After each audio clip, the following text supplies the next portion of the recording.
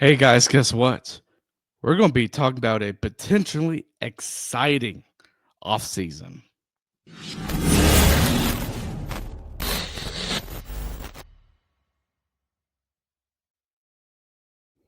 For the record of you guys watching me on YouTube, you probably know I'm recording this from a different location.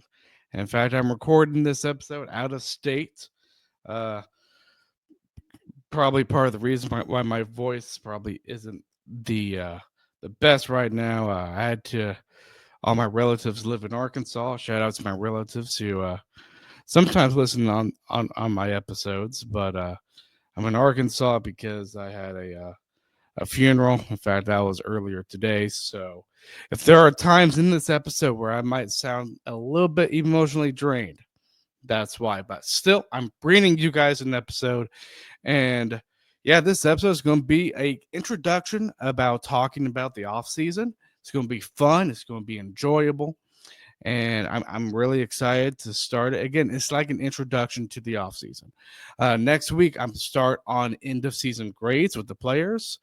We're going to start with goalies and defensemen first. That's going to be part one, and then part two is going to be end of season grades for the forwards, and this does include playoffs. So be on the lookout for that. Another thing too, even though we no longer have hockey, you can still use our promo code with SeatGeek, which is Caniac Reports, all one word.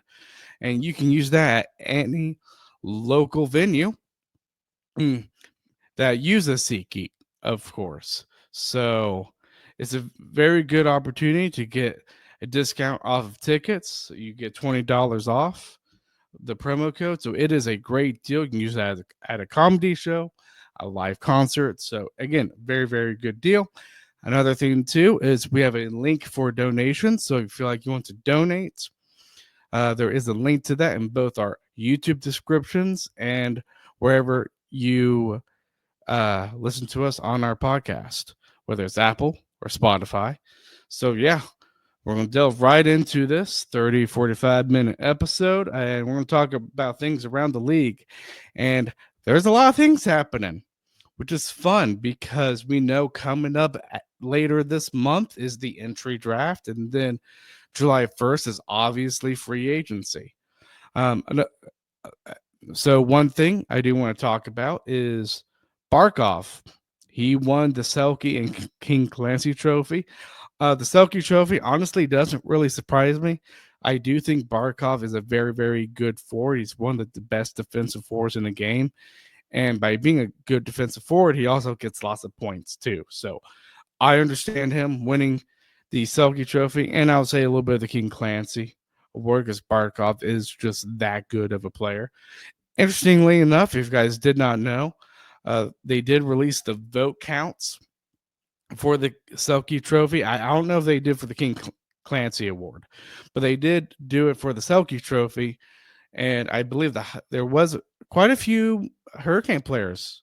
You had Jordan Stahl, I believe, the highest man on our team that was on that list. I believe at the 10th position.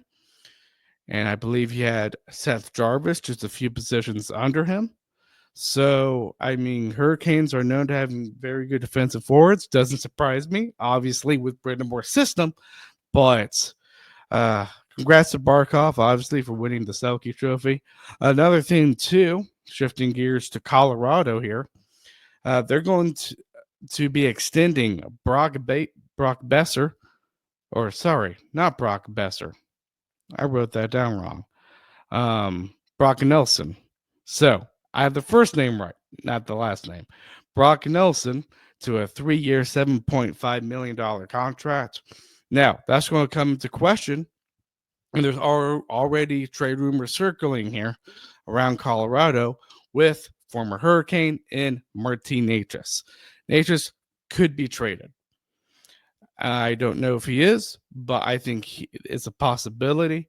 From what I have heard most recently, I am recording this on a Thursday night. So recently, from what I've heard, is that when he signed the contract with us, which was a 2-year, $6.5 million deal, He was like, okay, I have signed the deal. I'm not talking about my contract, not talking about any extension until after my contract has expired. And it seems like he's probably doing the same thing with Colorado. So, I mean, it makes sense a little bit for Colorado. They're going to be tight on cap space. And I believe if you look at their contract structure on Puckpedia, uh, I think McCarr's contract is going to be coming up soon. And Colorado wants to remain a competitive team. They're one of those teams where they're going to have to be a little bit of what I call cap savvy, because I mean you want the star talent, but you also want the depth players as well. So obviously, Colorado, I think obviously they have their star talent in McCarr and McKinnon, but obviously this is a team that did get knocked out in the first round. Now, I do think if you maybe change the playoff format, probably have Colorado advancing probably a round or two. But regardless, they did get knocked out in the first round. And this is a team that wants to be competitive for a long, long time. And you can tell they want to fill in those edges around McKinnon and McCarr. So we'll see what Colorado does there. Another thing, too, this happened yesterday. And it always happens every year on the very first game of the Stanley Cup Final. You have Gary Bettman and Bill Daly speaking. And there are a few things that they did talk about. I'm not going to talk about every one of them, but there are a few things I did want to talk about on this episode just to give you like a Cliff Notes version of it. There is, the full video of them talking is on the NHL website. So again, just giving you the Cliff Notes version of it. But one thing that really I thought stood out for me is that there was a question about Gary Bettman possibly retiring. And we did say that on one of our earlier episodes, I believe. This might have been, I think, a couple months ago, maybe. But Bettman really stated it. And he stated it he stated it in a generous type of way, but you can tell he really stomped on the idea of like, no, I am not retiring. And he even threw out the word agenda to the media people. So you can tell, he might have been generous, but he was very, very firm at the same time. So I really wonder what's going on behind the scenes there with him retiring or him not retiring. Uh, it could be one of those instances where I could see where there may be people in the organization or maybe owners, because he does represent the owners, in the fact that there are people persuading him to retire. And he probably just had enough of people be like, maybe you should retire. And he's like, no, I'm staying on. So you never know with Bettman. He is considered the person that gets booed a lot. So that's just how he is. Another thing, too, is this a little bit surprised me, too. He was asked about the state income tax advantage that both Vegas and the Florida teams and Tennessee and Dallas has. But he did say that in the next CBA talks, which are going well, that the state income tax issue has not been brought up. So we'll see how that goes. And I will say one thing on this, because there's been a lot of discussion. While I do think the no state income tax is an advantage on those certain teams, it's not the only thing that makes a team. It's not a thing that makes a team good on the ice. Because if you guys remember, if you've been a hockey fan or a Canes fan for quite some time, there was a long time where Florida was bad. And it wasn't the state income tax advantage that they had that made them bad. They were bad because they didn't get good players. So, with that being said, yes, I do think it's an advantage, but the most important thing is developing good culture in a team. And part of good culture is obviously stating what the values are and coaching and all that type of stuff, but also just how you play too. And I think Florida has really nailed it. It all changed when they hired their current general manager in Bill Zito. So That's something to keep an eye on as well. And another thing too is they talked about the decentralized draft. From what I'm hearing is that the GMs did want this, but if it does not go well in June, then from what I'm hearing, their general manager, obviously, again, this is what Gary Bettman's saying, they could go back to the centralized draft. I have always been a proponent of the centralized draft. I think it is a great way of people trying to get into the game because you have everybody together in one place. And I think it just creates more drama too. So obviously you're gonna have media people going for it because it does create more drama. I do think you get more things done when you're physically with other people. So that's just my take. Another thing too is we had a couple of coaches getting hired too. And Pittsburgh, they hired a head coach in Dan Muse. He was an assistant coach for the Rangers for 2 seasons. And then you also had the Bruins hiring a head coach this morning in Marco Sturm, who was a former NHL player. I like seeing these type of coaches getting hired. I do. And this is not to knock the other head coaches who have experience that are still looking for jobs like Peter Lavalette, like John Tortorella. But hiring these players like Marco Sturm and Dan Muse, who don't really have any head coaching experience, I think is good for the league because you get more perspectives. And also, too, you just never know. So I like this thing of bringing on new head coaches. And I will admit, sometimes, and this is just my opinion, I do get a little bit tired of recycling head coaches from time to time and all that type of stuff. So that's it for NHL stuff. Again, lots been happening, but now we're going to talk about the Hurricanes stuff because obviously this is a Hurricanes podcast. So one thing I do want to talk about, this did happen. Jesper Fast, he announced his official retirement, and you know what? I give him all my best wishes. Hope he has a great career out post hockey. And yeah, I don't know what he's going to go into, whether it's maybe if it deals with hockey or not. But one thing I do want to say this again, there's a happy element to it because he's starting a new chapter in his life.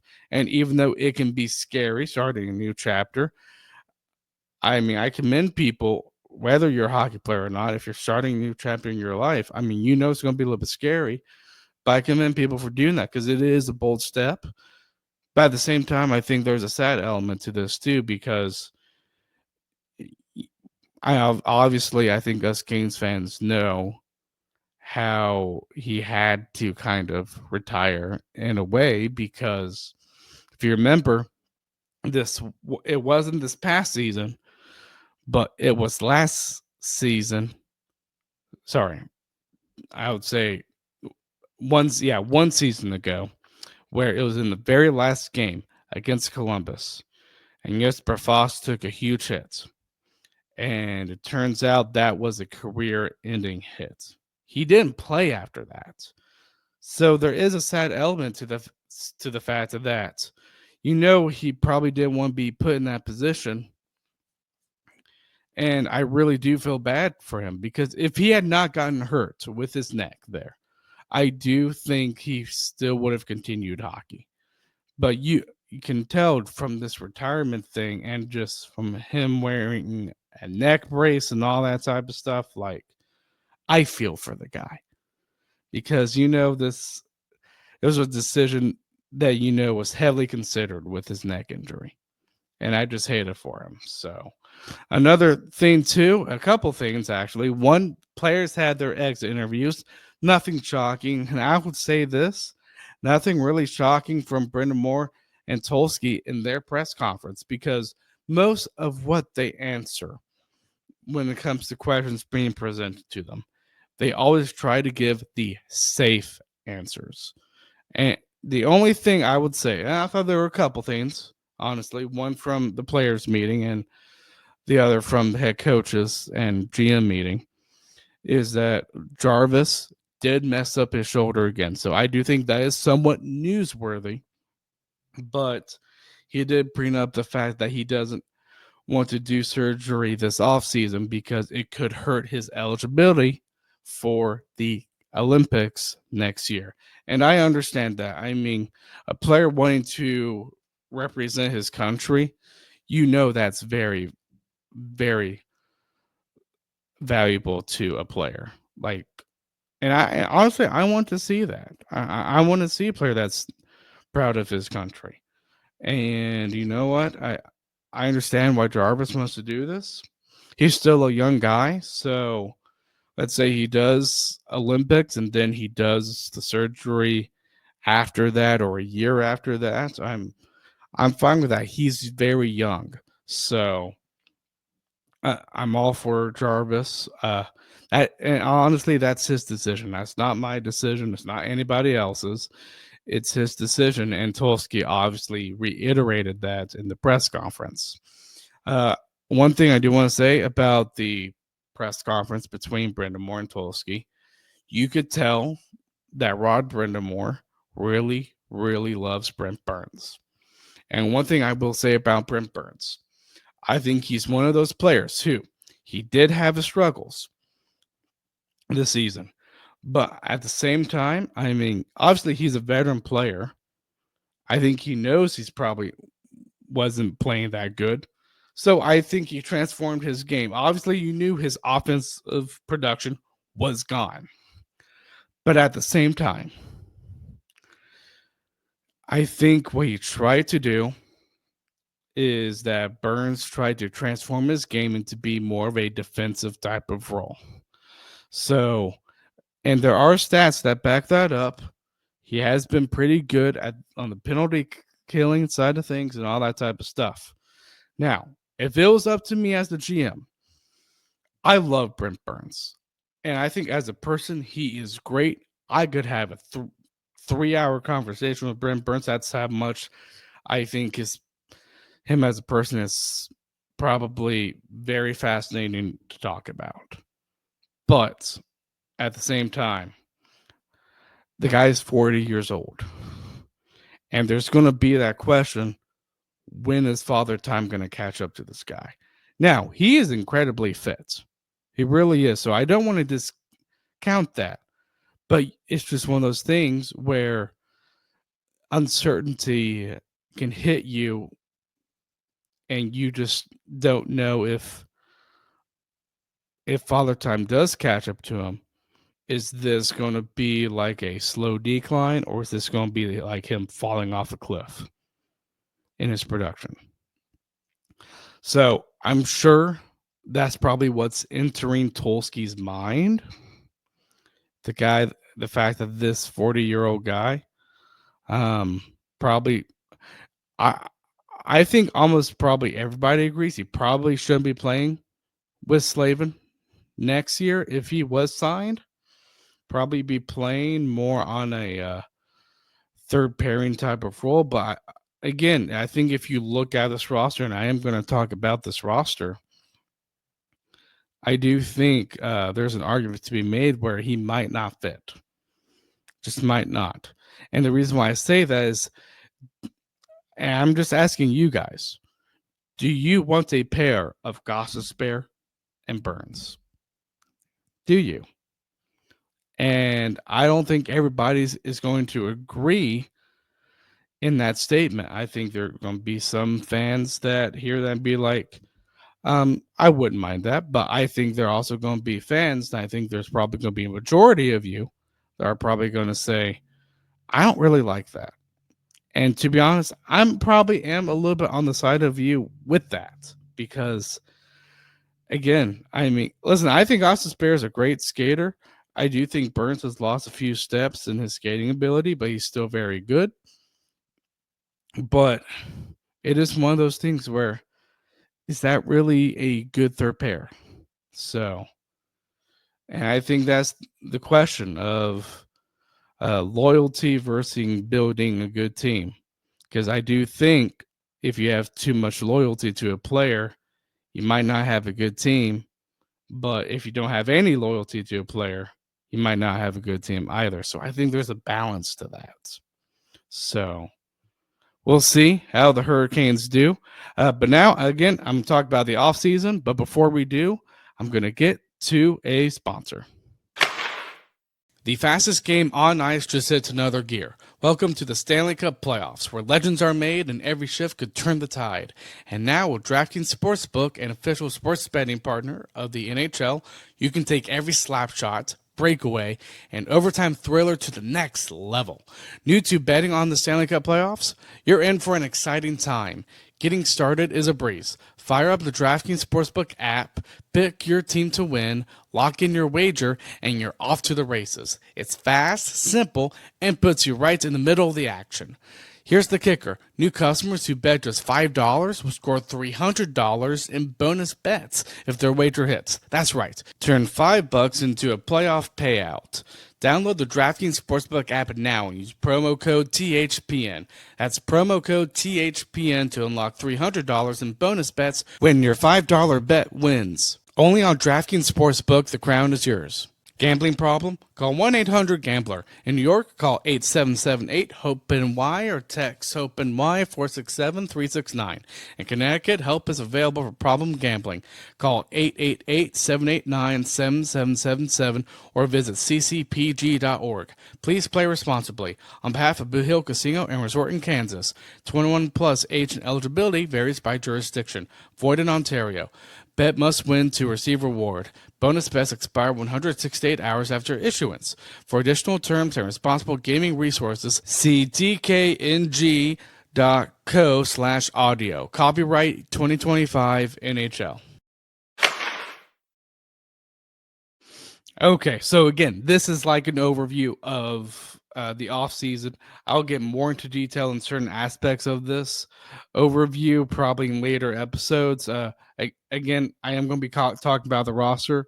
As you can tell, end of season grades, I'll be more in depth into that. So again, just a general overview, but I do want to talk about first of how we got here. Well, obviously, end of this season, we ended with a 47-30-5 record. Not bad considering what we had expected going into the season.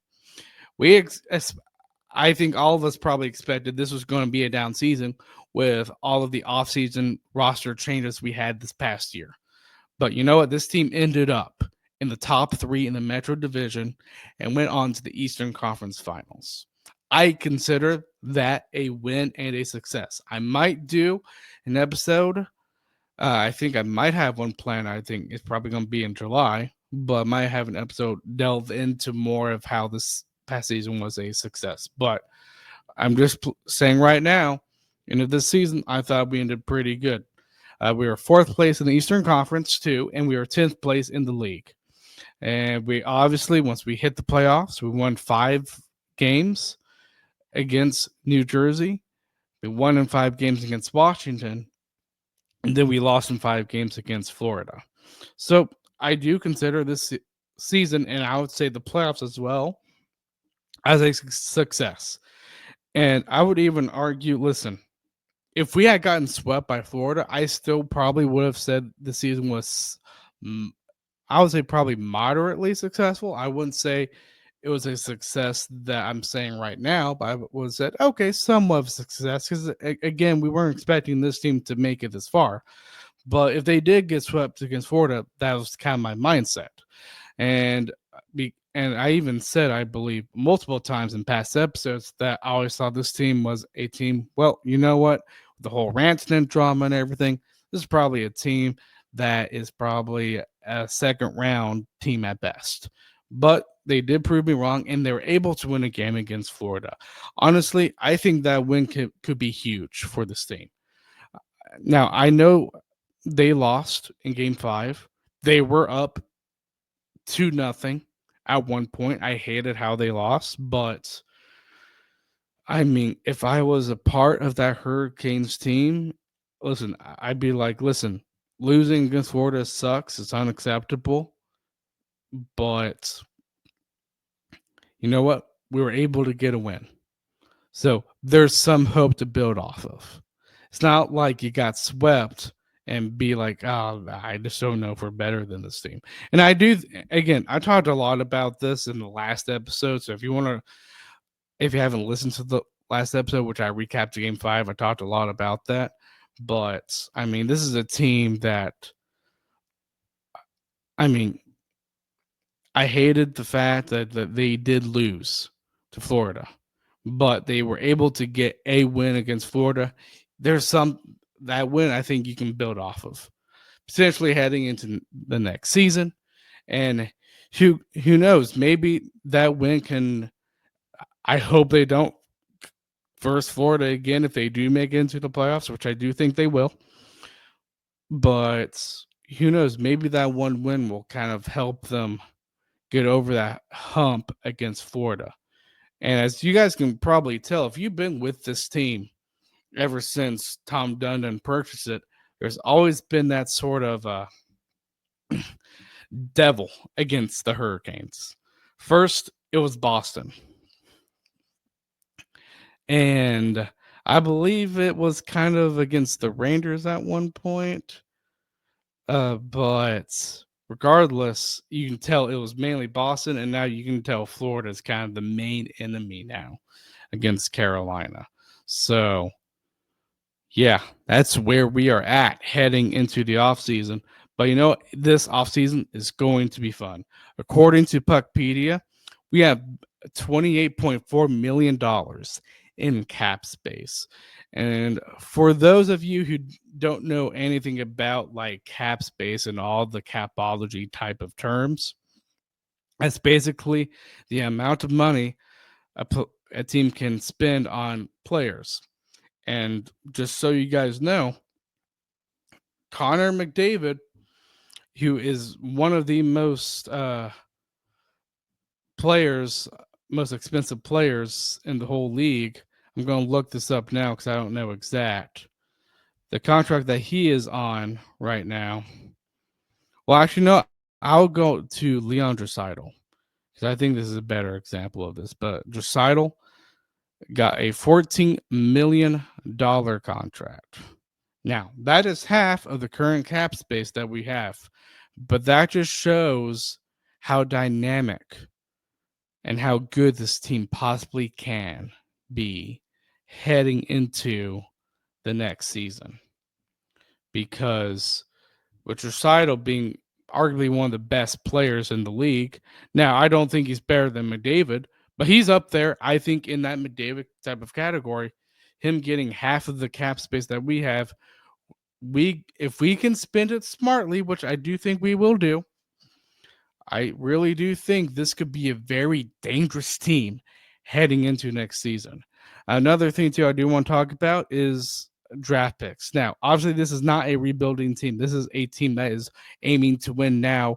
In fact, Eric Tolsky even said, we are aiming to win the cup and cups of every year. So, obviously, draft picks, I mean, Hurricanes, they do have their own first-round pick. It's 29th in this draft. From what I'm hearing, this draft is not as star-studded as other drafts, not as deep as other drafts. So I would think because of that, we might have more teams, and the Hurricanes could be in that. Not saying that they will, but the Hurricanes could be among one of those teams that have possible movement with the draft. They could trade that first round pick. Not saying that they will again, but considering the quality of the class of this draft, I could see the Hurricanes moving it. Honestly, I think it's 50-50. Probably if I was the GM, I'd probably consider trading it more than drafting a player. But Tom Dundon is that type of owner who I do think has sort of, again, he kind of broke that rule with Jenkins trade, but I do think he's still sort of that person that implemented the policy of, well, we don't need to trade our first round pick every year. And I mean, I think he does have a good argument for that. I mean, look at Dallas's general manager. There's a lot of rumors circulating Dallas. And part of the reason is because they have a lack of draft capital because us, the Hurricanes, have it for possibly from 2026 to 2030 because it we have lots of draft capital, which makes us even, I would argue, more of a deadly team. So we also have Tampa's third round pick. We acquired that as we traded Jake Gensel to Tampa. And obviously, Jake Gensel's tearing it up in Tampa. And another thing, too, though, is we do have players that are on expiring contracts. We have Dmitry Orlov on an expiring contract, Brent Burns, Jack Roslovic, Eric Robinson, Tyson Jost. I'm going to delve more into this in a later episode, but just looking at those contracts as a whole, I mean, none of these players, I mean, obviously, Orlov's probably going to get the most money out of all those players, but these are players that are replaceable type of players, I think. Um, one thing I will say about Eric Robinson, because his contract is up, I think he fits in very, very well in Brendan Moore's system. The only thing why I would say he's probably expendable is because he doesn't really bring a lot of offense. He just doesn't. And this is a team that needs offense. We saw sort of that being the reason of why Carolina got eliminated by Florida. Another thing too, I do want to point out is once July 1st hits, again, these players will go to free agency. That means that we'll have other players that Carolina might be extending because they have 1 year left in their contract, meaning that their contract's going to expire in the next offseason. But here are the players that are set to have 1 year left in their deal. Stankoven, Blake, Nikishkin, and Morrow. So a lot of young guys. So again, when I say we have $28.4 million in cap space, I mean, probably, again, this is what I would do.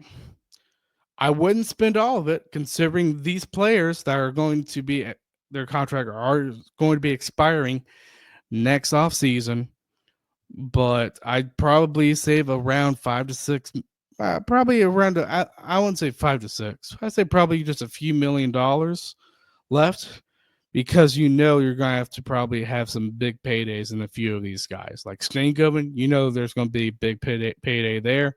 Blake, yes.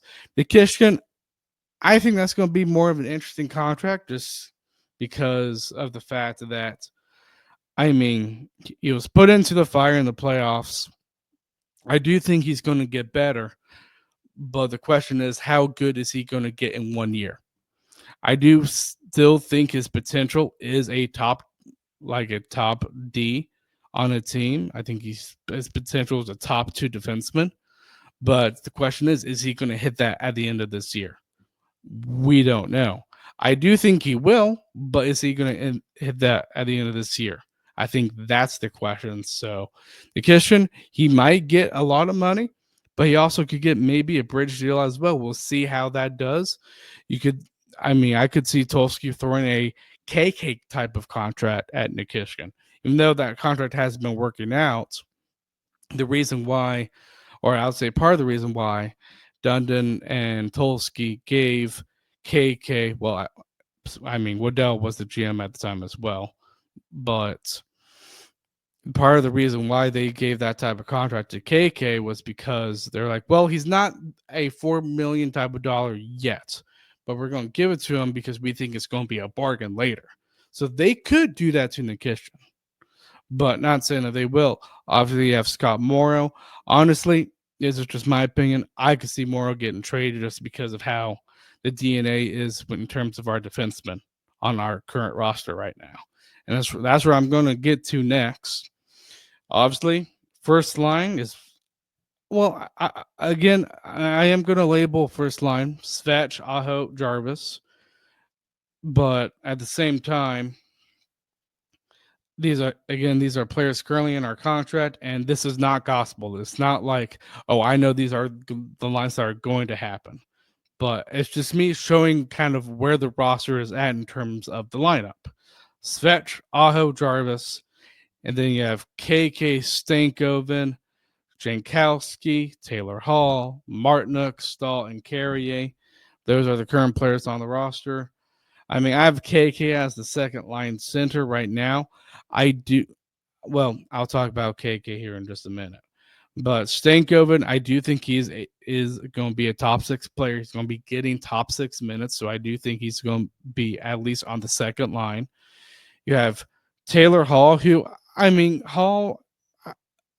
I could see him. I think he's kind of like a Jesper Foss in type in some sort of way, in the fact that he can kind of play up and down in the lineup.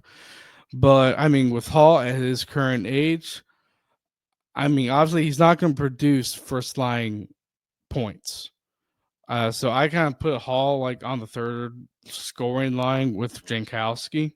And here's the reason why I did this, because obviously you guys are going to say, oh, well, obviously you have the Stahl line as the fourth line. Yes, I do. Martinuk, Stahl, and Carrier, they're the fourth line.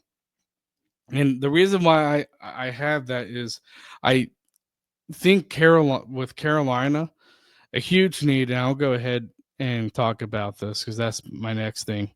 I think the top three needs, from what we have seen in the playoffs, a second line center. And with that second line center, it makes me wonder about KK, because I do think if they buy him out and get an upgrade in there, then I think Baltimore can afford to reduce the minutes of Jordan Stahl's line. Again, I'm not saying that line's been terrible, but at the same time, you do want the best offensive players to be out there probably a little bit more. I just think that's just common sense. Goals are hard to come by in this league, and I love most. I would say the system that Baltimore implements, I mostly love. I do have critiques of it, but I mean, Stahl, Martinuk, and Carrier, I do think that is a great, wonderful line. This is obviously a line that is meant to prevent goals. Again, that's just kind of their objective. And honestly, if we have a fourth line like that, I would say that's probably one of the best fourth lines in the NHL, because I still think Stahl is one of the best defensive centers in the NHL. Has his offense sort of disappeared? Yes. But at the same time, he is very reliable on on the defensive side of things. And another thing, too, he's really good with faceoffs. So, and I mean, it seems like this happens every season. Sometimes he does get an offensive burst. Heck, we remember that game against Toronto where he got a hat trick. Yeah, I still don't know how he got that, but he did. So, Jordan Stahl, I still think he's an excellent player. Obviously, he's 36. I mean, I don't think Father Time's going to catch up to him at 36, but I could see in one more year and probably later. I do think eventually we're going to have that conversation, but I don't think it's happening now. And then obviously on the blue line, you have Slavin. I think Nikishin's going to play with Chatfield. I think Ghost is going to play with Walker. And then I think in terms of goalies, I think we are going to stick with the same goalie tandem with Kachagov and Anderson. I think there are going to be fans that are not going to like that, and I understand it. But the way the goalie market is right now, I can't see how you get better than that. I just can't. Now, you can add depth. You could probably look at some free agents and be like, oh, we could probably add another goalie. And if they do at the cheap end, I'm fine with that. But I don't know how they get better in nets. That is the one position in this league, and I'll argue with second line center too. It's hard to get players like that. It just is. And I would say the second need for this Canes team that I think they need to solve is a top line scorer. Now, this can be into a second line center, but at the same time, the reason why I put these in two different categories is because that top line scorer, I think, could honestly help Aho's production. And the reason why I say that is because we did get a player like Jake Gensel playing with Aho, and we saw how good that was. So I would argue the Canes need to get a Jake Gensel type of player to come in. So I think that's need number 2. I think need number 3 is I think they need a right-handed defenseman to play with Slavin. I do not think that is Burns. Now, there is a discussion amongst Canes fans out there of Sean Walker playing with Slavin. I don't mind that if they want to do that, honestly, because I thought Sean Walker played excellent in this year's playoffs. But I think if they really wanted to nip in the bud, and considering that they probably had the cap space to do it, I'd say if you can get it, you do it. But obviously, I think that is clearly the third need when it comes to the offensive deficiencies that this team has. Like, it's not a top priority. And Sean Walker, I think, is a reason why, because he played amazing. A couple players, and again, I'm going to wrap this up here soon. I know we're hitting 40 minutes, but a couple players that I think could be on the block. Obviously, I do think KK is on the block. I think he either gets traded or he gets bought out. I have stated my position with KK numerous times. I do not think he's a second-line player. I think he is a fourth-line player at best. And I think it being Carolina's interest to get rid of him. And I would say maybe Kochetkov. Say maybe just because you never know if they would trade Kochetkov or not based on the extension they gave to Anderson. Again, we'll see how that goes. I think it's more likely we see Kochetkov in a Hurricanes jersey than it is of us trading him, if I were to give my honest opinion. But there is that thoughts in the back of my mind where, yeah, I could see Kochetkov getting traded if it was for the right price, of course.